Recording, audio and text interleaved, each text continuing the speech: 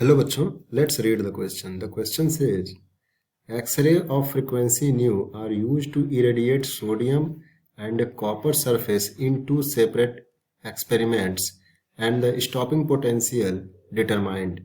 Then options are given. The stopping potential is more for copper than sodium. The stopping potential is more for sodium than for copper. The stopping potential is same for sodium and copper. The stopping potential for both will vary as 1 by nu. So, the key concept of this question is photoelectric effect.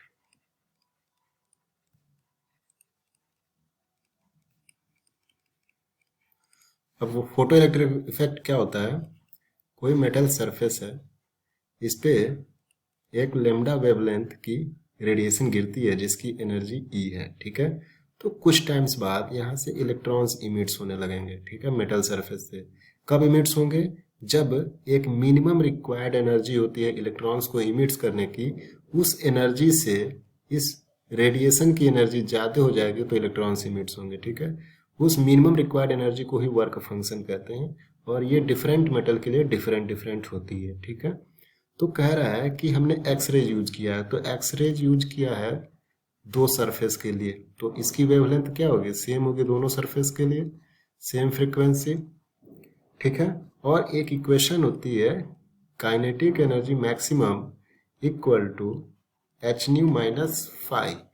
ये phi क्या होता है? Work function होता है. इसको हम W से ही लिखें तो अच्छा रहेगा.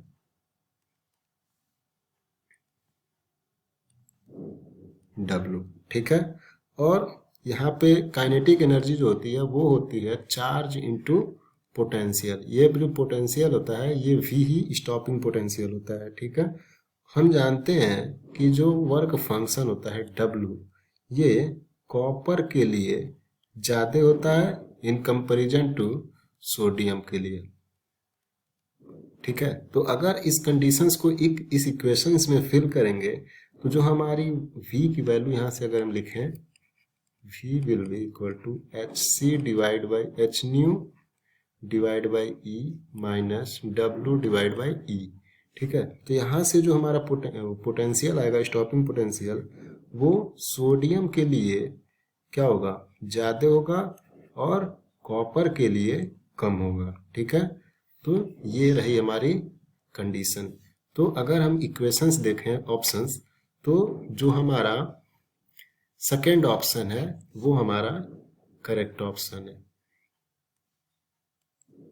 The stopping potential is more for sodium than the copper. I hope you understand it well. All the best.